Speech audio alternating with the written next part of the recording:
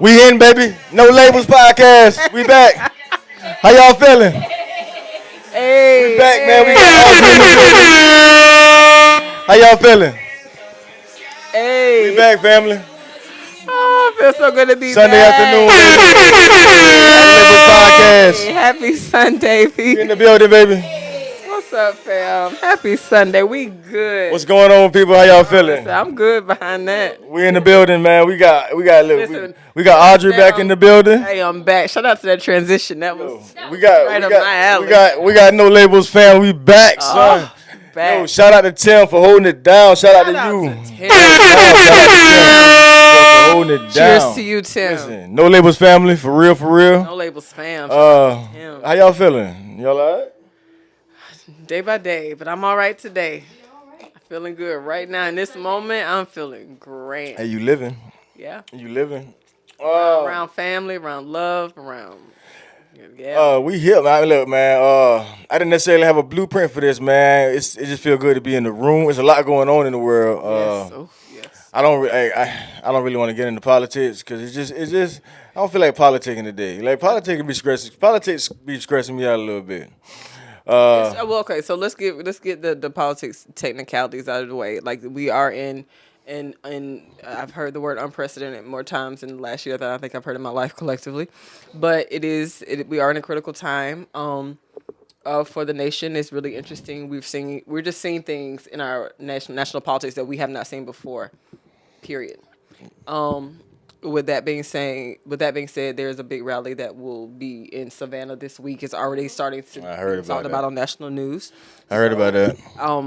I just in the spirit of like I'm still a journalist at heart to report that the Harris Walls campaign will be hitting different spots of Georgia, but I think specifically Vice President Harris will be in Savannah on I think it's Thursday. She definitely gonna be in Savannah. And so that we're in Savannah. I don't think we should go without saying that with the state Yeah. of where our politics are, but we are not a political podcast. Definitely Okay, but we are Americans, you know. not. so- I'm cause like don't get me wrong. I'm tapped into it. I'm very but tapped in, but I'm gonna just that will not be the focus. yeah. Plenty of them out there. We get enough of reality every day, and we're gonna talk reality today. But yo, we're gonna ease our way in, man. We just like we started a new while Audrey was on vacation.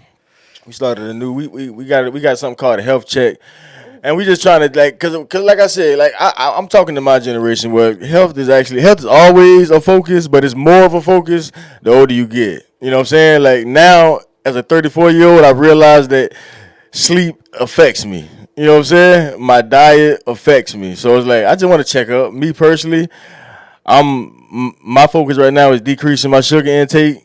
Like not just candy, but even like certain foods. Yeah, a lot of breads. I'm starting to eat fruit for breakfast. I stopped eating the traditional breakfast like maybe bacon and eggs or like bagels. I only eat fruit for breakfast.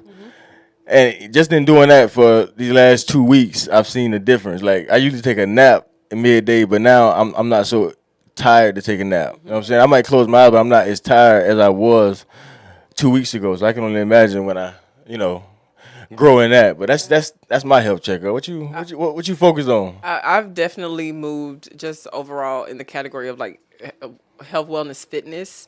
I have just abruptly reprioritized it high, like on my life list, and I'm working up to that for the way my schedule goes now. It can be difficult to eat like that, but I did have a week where I was just heavily eating fruit, and you do feel a difference really quickly, So I'm still working on ways to sustain that for myself. But one thing I have been doing is just like right where I see it every day, right in front of my mirror, I got dumbbells and a kettlebell, and I do something with them. I lift them and do something. It may be a regular set of reps or just maybe something. It's just something. I do some movement, and I stretch every day. And it's become like a necessity. Like I got a massage when I was on vacation. It's like, was it relaxing? I'm like, some of my massages feel relaxing and some of them feel almost medicinal. Like I know I needed this. Like even if I get like deep tissue. I'm sore later. I'm sore the next day from the massage, but it's so necessary. Just I really got to prioritize it. But that when I started really eating fruit and I had a minute to like really grocery shop, You can show it. one thing I said that I wanted to start doing. I am not a vegan. Let me just put that out there. I am. I just like the meat things, and I need the meat protein. That's a whole different thing. But I do see the benefit. What I would like to build up to is having a vegan week every month. I was about to say pause, but that's not pause because you're a woman. It was a pausable moment. Well, okay, it was. I'm very carnivorous. But I like bacon and sausage and beef, and I like meat protein. Meat protein energizes me. Like I did a whole study on my blood type and everything, and so I've actually tried to be vegetarian.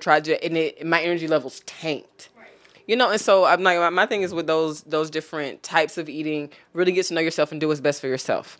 I do see the benefit though of having a vegan week in my months. no, you got to. You know, but also too, if I'm feeling sluggish, a 6-ounce steak will perk me, and a sweet potato will perk me right up. Like I really do thrive off of meat protein. You country. And that's That's listen, That's it. and that's not for everybody. It ain't- but it's I really do, not. but I see the benefits in all of it, and I've seen what works, like a curated diet that works specifically for me. And so I still do absolutely need meat protein to feel what I feel like is the best that I felt in my ever. But also I see the benefits of Plant-based. plant-based. Yeah. And my thing is I like it all, and so how do I want to be intentional about how I intake it? And so one of the things was like a vegan week, introducing different meat proteins in the next week, and then kind of going and then preparing to go back into a vegan week is something that I would like to build to. You got to add more vegetables. No, that's real. Because I don't, I just said that too. I just said, like, I think, man, me personally, that's why I said shout out to vegans. Because, like, in this climate, meat is not bad. It's bad meat is bad. You know what I'm saying? Yes. Like, when you get, like, we just got some chicken legs, and they look like baby legs. Like, why is chicken legs looking like baby? It's not that the meat, like farm, like good meat is good. You know what I'm saying? It's just what they do. Yeah, and To so the, it's like, it takes a level, like to your point, it does take a level of research to do. And I'll tell you one thing that stopped me, because I went to get a juice that I like to get, and they didn't have it, and I was like, I really just was like craving some kind of citrusy juice. I grabbed I haven't had V8 in years. I grabbed like a V8, like tropical, whatever. yeah. And one thing that helps keep me mindful, even when my schedule doesn't allow for meal prep or even grocery shopping, it can really my schedule can get really, really tough. And so I have to be at least more intentional about my decisions. So I picked this up, and it's in my refrigerator right now. And the hesitancy to drink it, I went and read the label, the ingredients. Now, so my point is reading labels can just kind of help keep you mindful in what can you do already now that doesn't, like, oh, I got to block out an hour for this. But it said that, like, ingredients thing, it was basically like there's some genetically engineered materials in this, and they were produced on a biogenetic farm or something. First of all, I was like, wow, but I actually, one of the main research papers that I did in school for a global issues class was on the thesis was, is genetically engineered food the answer to world hunger? So I did some really extensive research on genetically engineered food. And so to see that label on this thing that I bought, and my thing is, for V8 to be presented as a health thing, a healthy alternative, when they're telling you it comes from a whole farm of ingredients that is biogenetically engineered. It's marketing. And the conclusion that I found to after, like, this is like a 10-20 page research paper. The conclusion that I came to is that, yes, while it's possible, it's not necessary. The answer is a political answer. Politics at its root, like most baseline definition, is who gets what, when, and how. And so we have enough food on the planet to feed the planet. Right. But how that food gets allocated, because you can't deny that Americans are wasteful when it comes to food. The number of things that I have seen companies discard just on a single food truck could probably feed a small village for a while. You know what I'm saying? And so it really is about, okay, so we have this biogenetic engineering that's possible, but is it absolutely necessary? No, based on the research that I did.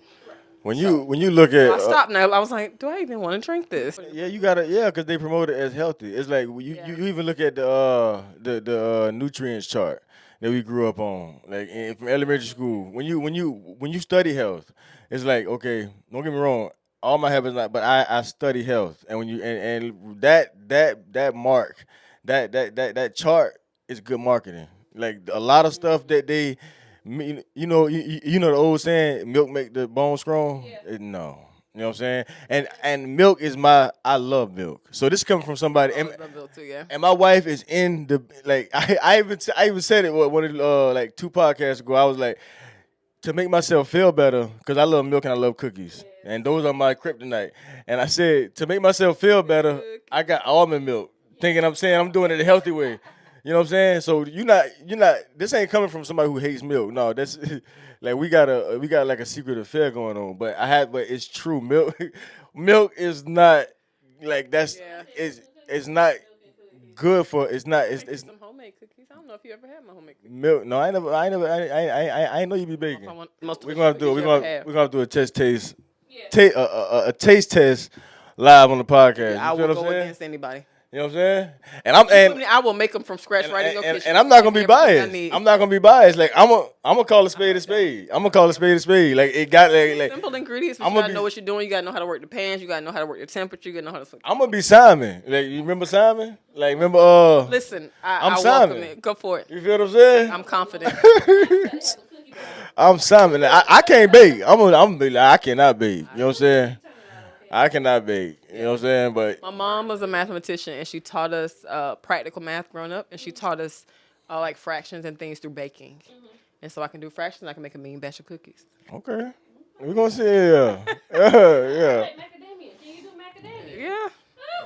We're gonna Yeah, I have a whole basket at your house. I'm from the No, show. my I'm- friends used to do that. So I like here's the thing. What would happen was I would bake cookies for like a single person, and they would share. And then the request, and eventually, and it would just go on until eventually I just stopped. Like no, and it would go dormant for a while, and then somebody else would make a request, and then it would go again. And to the point, my friends would come to my house because like with the ingredients, like some of them you could use it all, but you still have some left over, so you don't need all the ingredients if you restocking. So literally, my friends would come over and they would text me like, "Hey, what ingredients you need to get a batch of cookies you done?" And they were like, "All right." And I'll just text them what I would text them, and they would come. They would stop by Kroger before they come to my apartment. They would get a bag. They would put the Kroger bag right there and just come in my apartment and start watching TV until cookies appeared. Well, check this out. That was how we rolled it for a long. I got a question for the podcast. Let's go. I got a question for the people in the room. Are we? How we go from fitness and health to cookies? I'm sorry. I don't know how we got Question. there. Just bring it back. But, With me. hey, Go ahead. we went from dang on sugar into politics to sugar intake to cookies. And now we baking cookies. So we contradicting like a Focus. mother. All right. What's the Black question people for the always room? lying. They always say they're gonna go in and die. Black people. Black Also, people always we lying. had to cut a recipe or cut sugar and take in half if I want to make the same recipe and I want to do a reduced sugar version. That was part of how she taught me math and fractions. But- so if you want a reduced sugar version of my recipe, I promise it's just as delicious. All- delicious. All jokes aside, like though your health is wealth, but you know what I'm saying? Yes. Health is wealth, but like we're not gonna Instagram life. Like we're not gonna put a filter on it. You know what I'm saying? That's that part. I'm a work in progress. Free life. I'm a work in progress. But I do have a question as a pod. All right, let's go. So we can move forward. Are we as a nation? Are we as a nation burnt out? Like national burnout? And I'm just asking a question. You could disagree. You could agree. It's up to you. I only say that because it's like it's a common thread. Even as me and Audrey was talking before, whatever we was talking about, it's a common thread through Americans, especially now that inflation is crazy. Like if you tapped in any on the economy, like I'm not no doomsday person, but if you tapped in, the economy is not the best right now. Now I'm not saying you can't go out here and make money and feed your family, but it's crazy out here for any adult that's tapped into the economy. So I'm asking, are we as a nation burnt out? Because especially in the bigger cities, in New York and in LA, where the cost of living is high, where they paying like $5,000 for a kitchen, and most people have to work multiple jobs, have multiple hustles. have figure out multiple ways just to survive. You know what I'm saying? And for the people out there getting paid every 2 weeks, that's why I stopped. I will not take a job to get paid every 2 weeks. Me personally, I can't because it's as soon as I get paid, like I have to pay all the bills, catch up everything, and then I got whatever I got left to last me the next 2 weeks. So I have no. I'm just let me. I ain't even gonna rant, but answer the question: Are we burnt out? Are we experiencing burnout Yes. as a nation? Yes, because what they said, what was that $40,000 a year dream is gone, and Oh, America has not no. recovered from that. Make 40,000 a year, be able to take care of your whole family of four. That is gone. Make it, and I'm a hairstylist, so I'm an entrepreneur myself. So and the burnout is crazy. It's like I'm tired. Like if I'm not here working this and that, then how else am I making money? Or then I'm burnt out for making sure that I'm present in my family life. So therefore, I got to be an entrepreneur. I got to be a parent. I got to be a wife. So the burnt out, being on the hamster wheel is absolutely ridiculous right now. And sometimes as you work, as I stand behind a client here and do hair, after I get paid, sometimes I feel like it's not worth it. Yes. Yeah. It's not worth Or it. halfway through, like I used to braid like, hair. it's Halfway through, It's I was not like, worth no, it because so I don't braid hair I'm anymore. for 4 hours and the only thing you're going to give me is $200. I'm over it. Yeah. I am over it. But then again, you got people that make $25 an hour or $20. I say about $20 an hour, and dang, I made what they make in like 4 hours. And so it don't feel like it's working. It feels like we're just in a never-ending cycle of paying bills, showing up, and it's at the end of the day, once you reach a ending point, you look like, why am I doing this? What is the point? Now there is a solution, but we talk about the solution afterwards. Okay, but sometimes you feel like, what's the point? So burn out. Hell yeah. So what is your I think you good? I think we're experiencing a burnout in a lot of different places. So now, as far as the economy, yeah, like I think everybody's feeling it. I will say because I'm trying to tap into. I'm trying to zoom in and zoom out. Right. Comparatively, considering we're still, and I work in retail, so I can see in real time how far we are out of the effects of the pandemic on like buying and selling. So I can see the improvements, but they aren't.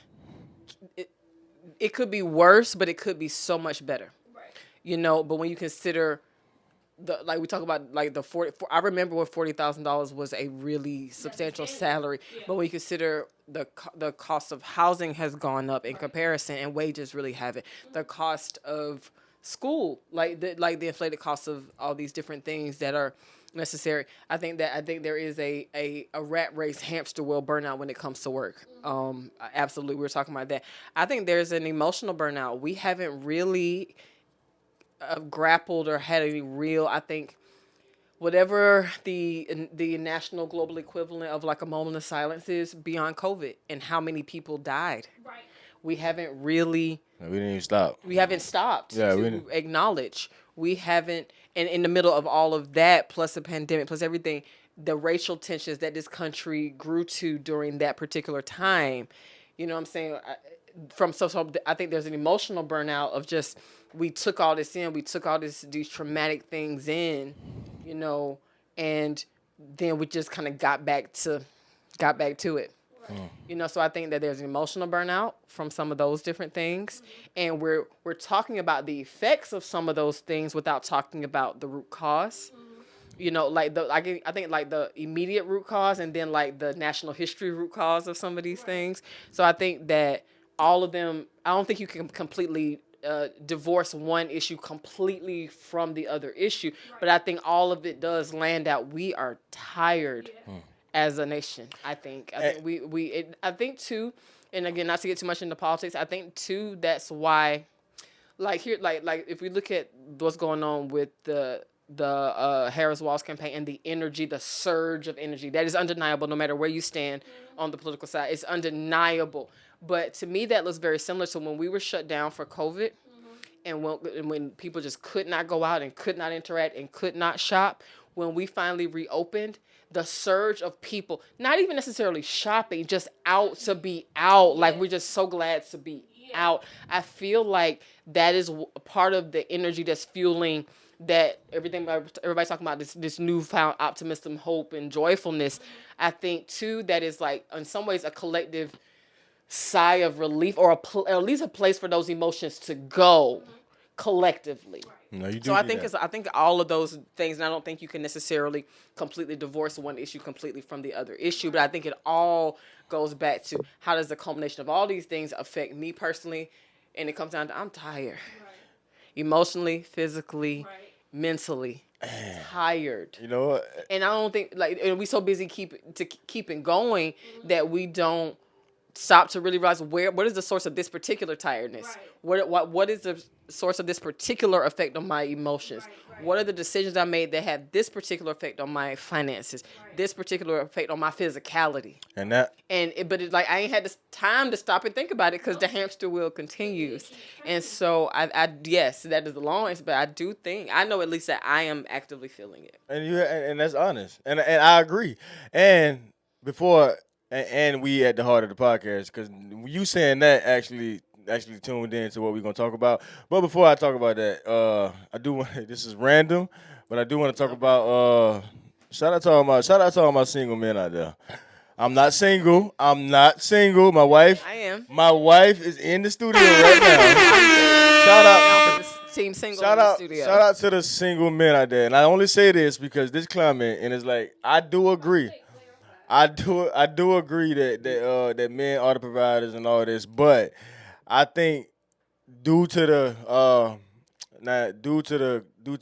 climate of the economy, not giving nobody excuse, anybody, but I think a lot of times men are faced with unrealistic expectations up front, and it's like to now I have no problem with wanting a man like having your standards, but if your standards is you want a man like when you meet him like you want a fully developed man, then just wait. Just wait till you get in a position. 'Cause it's gonna take time to get in a position now to just be able to pay for everything. Like unless you just got one of them, unless you. And it's not impossible because that's the goal for me. You know what I'm saying? I work hard. You know what I'm saying? And I know a lot of men work hard, but sometimes their jobs don't like. It's a slow grind. I make my money. I don't spend a lot. You know what I'm saying? Nipsey Hussle had a old quote, all money in. Like, I'm not frivolous with my spending. I'm like Julius. Like, I understand Julius on another level, only because right now this is my hustle as I'm building my other side hustle. So I got to be able to use this hustle to get money, to keep money. Kind of like ATL when T.I. pulled all that money out from washing clothes. Like, you being a janitor, basically, like, you ain't got to sell drugs to have money. So I'm still finding a way to get money. But I think due to this climate, then I'm going to go to the due to this climate, I think men are a lot of faced with a lot of unrealistic expectations because a lot of women come into the situation expecting something that they themselves can't do. Now I can see if you come into it when you can do that, then you want your equal. You know what I'm saying? And that's respectful. Okay, I can already pay for everything, so I do want my equal. That's different. But if you coming in and you can't do that to yourself, then don't put that much pressure on that dude because you can't even do that. So my question to that, in conjunction with the first question we had about burnout specifically economically, do you find, and I know you're not single, but like you talk to guys, you work with different people. Do you think that there are? I'm so out of touch. I don't know. With that pressure financially, economically, do you think that women are putting an addition? They're passing that pressure on in the dating world? I think that's a big and that's so because here's the thing, we just talked about how like nationally we all feeling it, men, women, whatever, any working person is feeling it, men, women, and otherwise. But even in that, with that added pressure, do you think like for I don't know how else to say this, but for women who see man as a come up, man as their financial answer, is there a heightened pressure in the dating world on men who are already feeling the strain that we just talked about, that we're all feeling economically? Is the pressure turned up there to where it's just like, hey, I really need to get a man because that is my financial plan. Yeah, that's real. And in some cases that is the case, but it's real. It's I know it's already out there, so I just wonder how if it's adjusted for inflation. Is it adjusted for? It was a man she was talking with, and all of a sudden he was paying, shelling out all this money. Then one time he brought it to her attention, like, "Hey, I'm I'm going through financial issues right now. And she was like, oh, I can't deal with that because this is not what I'm used to. Cut it off. I was like, well, damn. But anyways, like Okay. we all agree. So Okay. it's true. No, I agree. I agree with you, and I agree with you. But we all agree that as a nation, we I believe we experience burnout on a national level. Now the solution to for me, this is the heart of the podcast, and I kind of been talking on this for the last couple. But when you say this, okay, because I'm not one to complain. What is the solution to this? For me, this is the solution. Why would I wear my shirt to say I am a solution? I don't know if I'm the solution to this, y'all. We're bar. Just The don't solution get, to the that's please. fire. Shout out to Yo, Jameis, my stylist, for this It's shirt. me. I am a solution. I don't know that I am the It's solution me. to this. Yo, you know, but this Bible verse that I haven't been able to get out of my head for like the last 3 weeks. It's come to me, all those who are weary and heavy laden, and I will give you rest. And it was like that, like when you boil it down to it, even at the beginning clip, he said something. He said the point of a, and this his paraphrase, but he said he thinks that the point of a waiting season is to know God. You know what I'm saying? He said that often those who are obsessed with what God can do is often void of God himself. And we talked about that. So the common thread of burnout is you're tired. You know what I'm saying? So if you want to think I think the most valuable thing that is like everybody's searching for something on Instagram, whether they do it by getting, everybody's searching for something, and I think what everybody is searching for is rest. You know what I'm saying? Not I can 100. I can say that I am. and not just sleep rest, like rest, yes. because in that scripture he says, "I will give you rest for your soul." Listen, you know what I'm saying? One of my favorite comedians right now, Josh Johnson, was talking about how just his reaction to it, but like he was like every now and then somebody like some old school cat that hits you over the head with like a phrase that'd be like, I wasn't ready for nothing that deep, but it's like naps won't help if your soul is tired. That's real. Like shit, but yeah. Nah, naps don't hold. I Naps remember don't teaching- help I if your remember soul is teaching tired. About doing a lesson about weariness. Yeah, I was like, weariness is a condition of the soul. it's a soul thing. Weariness is not the same as tiredness. A nap won't fix weariness. You know, shaking up, maybe a run around the block will not fix weary. It might boost your mood, but weariness is a condition of the soul. And I do think that there is a growing collective weariness for whatever it's coming from, whatever the root cause is for you. That's true. But I know that I can identify with a sense of weariness, and I am making active moves to come out of it, because I believe what God says for me is Exactly. available is available. It's true. And I don't want to leave nothing on the table. And so God said, come, I'm headed that way, is all I'm saying. We won't rest for our souls. Yeah, Like we won't. I am weary and heavy laden. So he said, come, and I just let y'all know I'm on that. That's where I'm headed. Okay, Jesus said. I need that. for Jesus my said, soul. "Come to me, all those who are weary and heavy laden, and I will give you rest for your souls." Mm-hmm. And I think as a nation, rest is what we're seeking more than anything, because like rest is not the absence of work; it's rest, it's peace inside. So, Not at all. so we can change the word rest and replace it with peace. And we still talking about the same thing. And both of those solutions only come through Christ. True peace and true rest. That is what we're seeking for. You know what I'm saying? And I ain't anybody go get too deep with it, but it's just like I even been like my infatuation lately has been the grace of God, because I've always known the definition of the grace of God. Like I said, I know it means basically God's power, God giving you ability. I understand that, paraphrasing, but truthfully, I haven't just like I said, I didn't appreciate grace until I actually needed it. You know what I'm saying? I've always needed it, but until like I didn't appreciate grace until I was weak. You know what I'm saying? Because even in that scripture, he says, my grace is perfected in your weakness.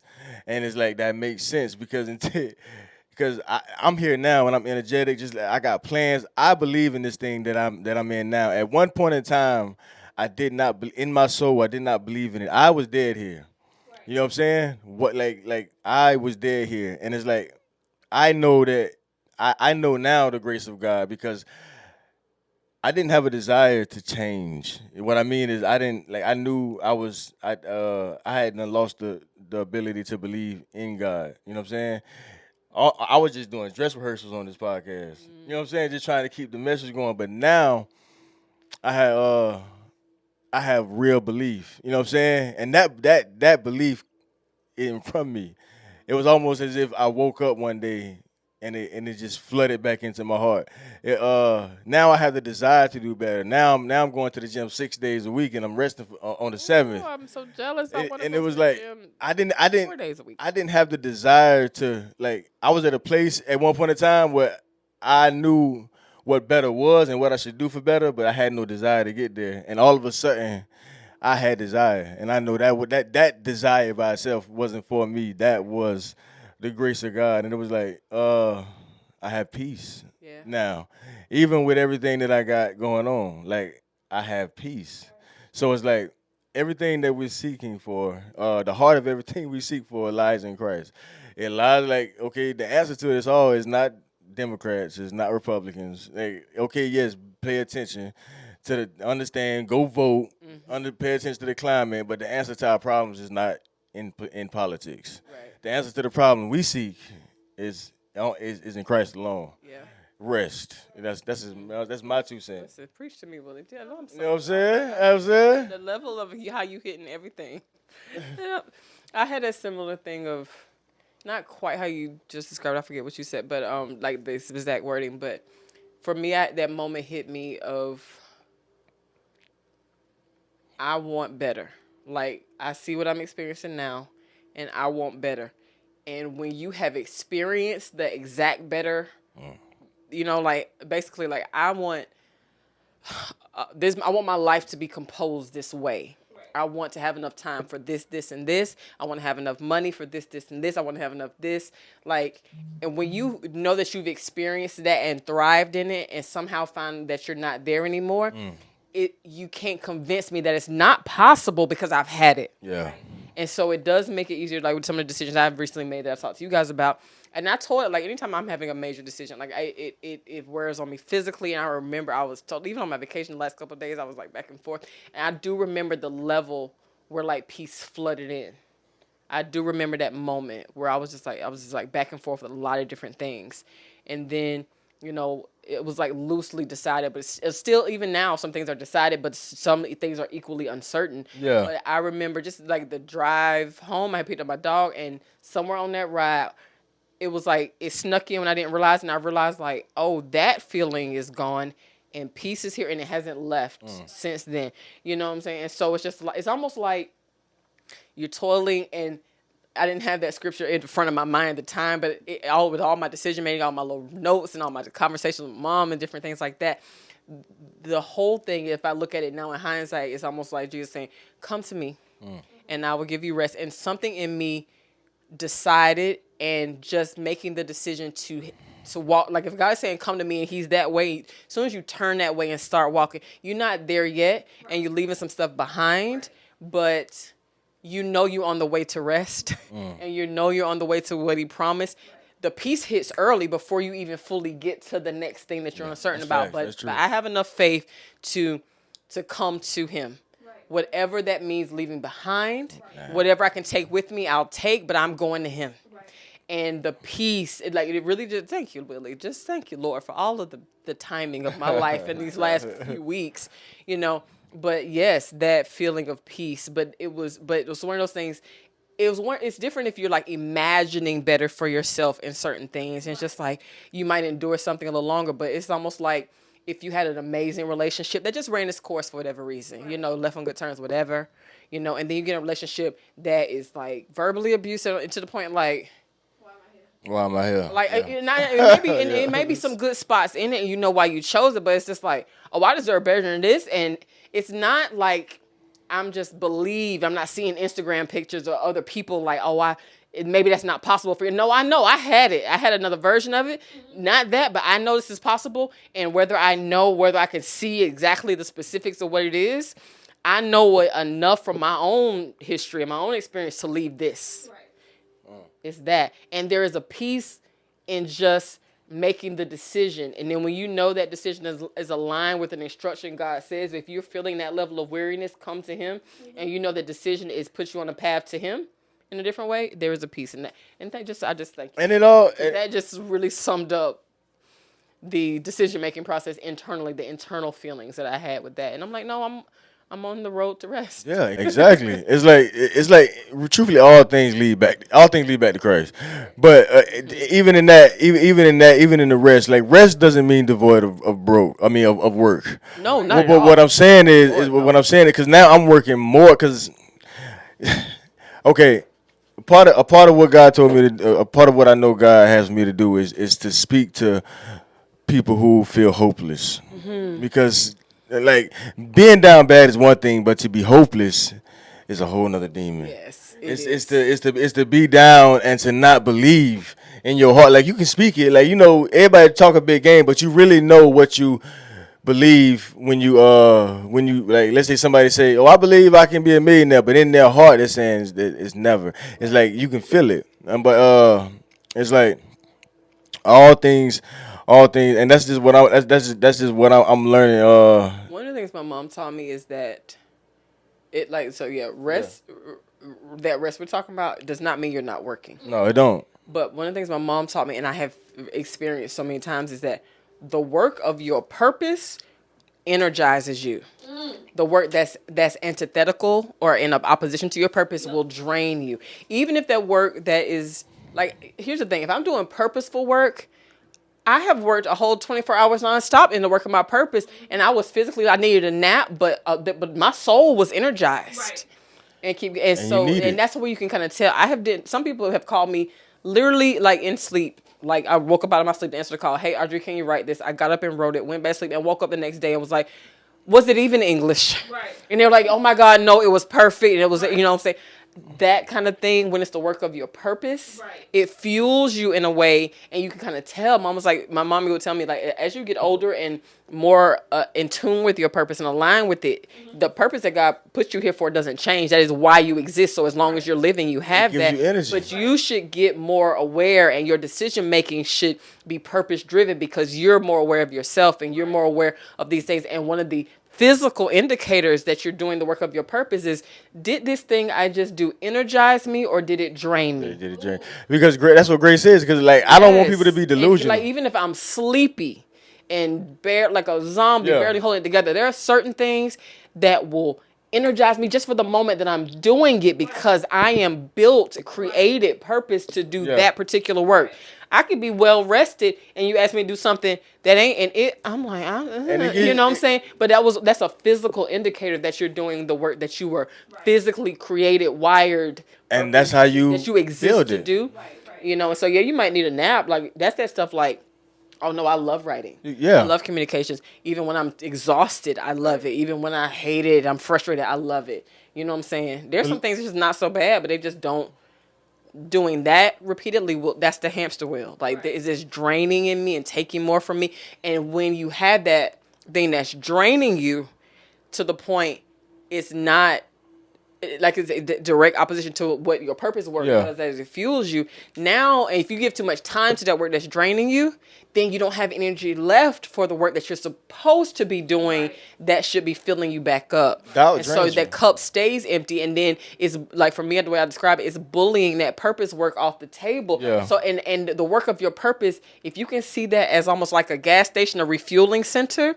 And then if that, like, I think it's a trick of the enemy. It's like, oh yeah, this is great. This may pay a whole lot. This may, somebody else may think this is so important. I'm not saying that it's not, but it's not what I was created to do. And it's taking up so much time that now I barely have time to do what I was created to do. And that thing fuels me. So I'm not even getting my fill ups like I need to. No, doubt drains you.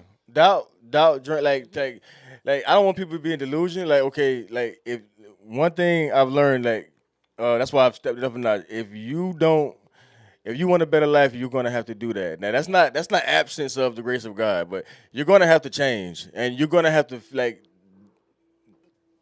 belief gives you energy to build. You know what I'm saying? Because you're gonna have to build. You know what I'm saying? You're gonna have to actually put the work in. Like you can't just say I'm waiting on God and you just sitting still. That's not how faith works. You know what I'm saying? Like God's grace, like I said, the desire was proof that this is God. Like I actually want to do better. I want to stop this habit. I didn't want to do it. Like it got to a point where I was telling, like, even in the other podcast, I was like, and not even to be disrespectful, but I knew what I should do to be better, but I did not care. I got to a I've had point those where moments. I got to a point where I did not care. I had no desire to want to do better. Like I know, you know what I'm saying? And it's like it sounds crazy saying it out loud, but No, I got. it was no, it was I get it. it's a real place. But it's like, yeah, I think that's good though. I think we searching for. I think that's what we all searching for rest, and that only that only lies. And like you, man, look, we gotta enjoy this thing called life. You feel what I'm saying? Like When I say fun, it's so gotta high have on my fun. priority list. You know what I'm saying? Enjoyment is so high on my priority list. We gotta laugh. You feel what I'm saying? Laughter, yes. That's why comedians so important, man. Like we need to I, laugh. I got a whole love affair with comedians, but I really think if you, sometimes I just see, I don't know what our producers doing over here, but I just kind of see the world in like certain like themes, sometimes thematically like movies and stuff. But if I had to categorize people of like these different like, you like in those movies like Divergent or Hunger, where they are separated by their skill sets or whatever. I absolutely believe that comedians fall under the healers category. Oh yeah. They absolutely Yeah, laughter are. do bring A healing. cheerful heart is like good medicine. And I will tell you, coming out of that, I talk about it freely, like coming out of a deep depression, it's almost like I prayed, yes, and that helped. I worshiped, yes, and that helped. But it's almost like the prescription that God wrote for me was an IV drip of stand-up comedy. Right. I'm not even joking. I remember the first. I remember in that time where I would just listen to it, and I remember the progression of it. I would think to myself, not saying anything. Oh, that was funny, And then I would listen to just all new school, old school, just stand up comedy, just streaming all the time. And then I remember the time I said it out loud. I was like, that was funny. And I said it just like that.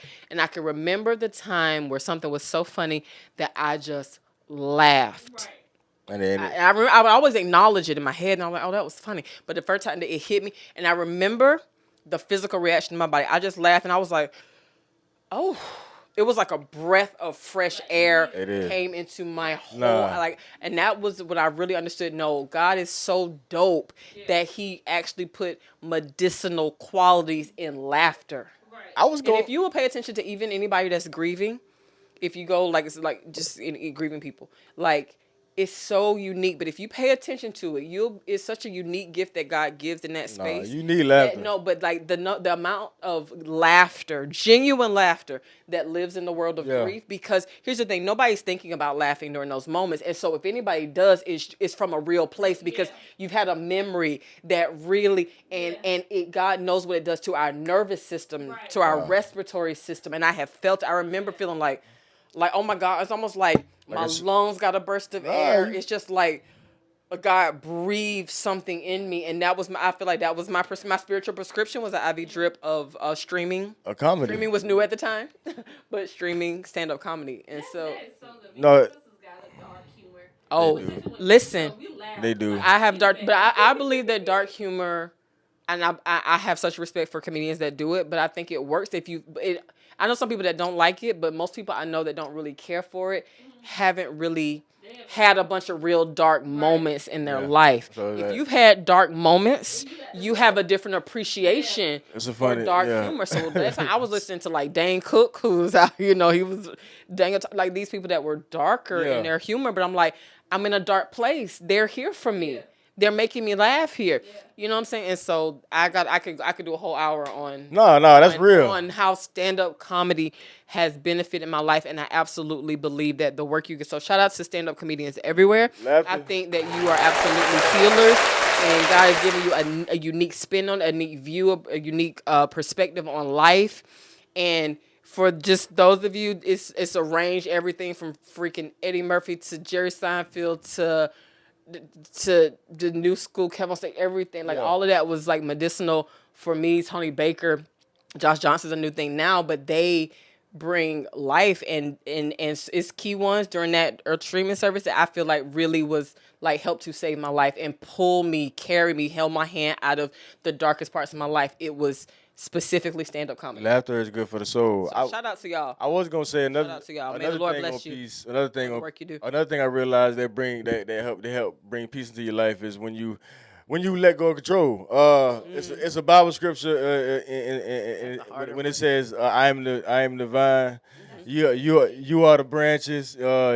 You can do nothing apart from me. But the part I want to focus on is that I am the vine, you are the branches, and you can do nothing apart from me. You can do nothing. But it's a part in that. I'm paraphrasing this, people. But it's a part in that when it says the Father is the gardener, and what a gardener does is he prunes to bear more fruit. So he takes away so that you can have more. I actually got in the song that I'm doing now that I actually had to backtrack to move forward. And it's like that's a good way to explain pruning. He cuts back. He cuts something away. Maybe a good relationship, maybe a good job, maybe a good situation, maybe a good whatever thing. He cuts back so that you can produce more. And it's like when we really you can only let go until you trust. You feel what I'm saying? It's just like when you want to dance. It's like you and God on a dance. Like if me and my wife was on a dance, she would have to trust me. Like certain dances require trust to work. Yes. There's certain dances that you do with your partner require trust. You know what I'm saying? Trust that I'm not going to drop you. Trust that I'm going to catch you here. It's a trust relationship. Be there when I. You know what I'm saying? So be there. until you can trust me, you can never let go. Right. You know what I'm saying? And until you can let go, this dance will never work. Right. You know what I'm saying? So like we all got our own personal dance with God. Like if you go into that from dancing, from like cheerleading, it's just like if you tense up because you don't trust, you can hurt yourself more by not trusting that we'll be here to catch you. Right. Than by, like I've seen it, like you can get hurt. But that whole thing, like I told you, like y'all seen on Instagram, I don't know when I became this plant person, but I absolutely love her. She's fabulous. She has a garden in her bedroom.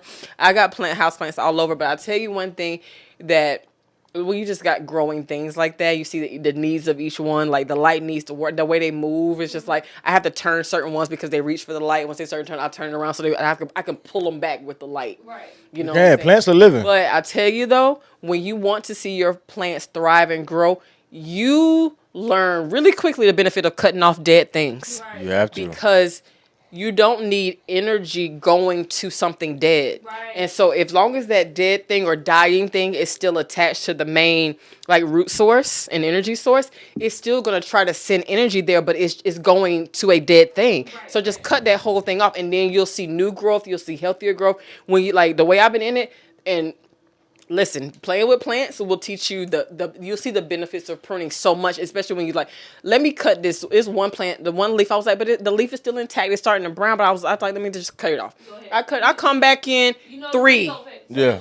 Right. You And- know what I'm saying? And so it's just like, okay. And you start to see, and God gives us all these different examples of, yeah, you need to cut some stuff off. And I'm not saying it don't hurt. I'm not saying that Yeah. it don't seem harsh. But look at the energy you're wasting trying to feed this thing that's dead or dying anyway. You gotta let it go. And other things are trying to emerge. You can't see them from under the soil, but they are trying so hard to emerge. But they're not you won't- getting the energy they need to break forth because energy is going to this thing that's dead or dying. That's fair. That is the lessons of my plants. No. Plants. Because I mean, Jesus spoke a lot on plants and seeds and all that life, and that's fact. I mean, because even when you start allowing God to when you take away stuff, and you realize that like you said, like you took away that one thing, came back, and 3 more was in its place, and it was like you realize that what you let go was worth it. You know what I'm saying? Like that's when that whole trust thing you started build because once you take God on His word one time and realize, oh, it's really the best thing. Because sometimes God has to take you away from even good environments because those environments will keep you stagnant. Yes. Okay, it's done everything that is needed to do. I need you to take you here because they will forever keep you in this place. Yes. You know what I'm saying? I have to move you now because this environment will not allow you to be what I planted you to be. Right. Okay, I need to And it's like, and take you're you and put a you in a new survivor environment. here, but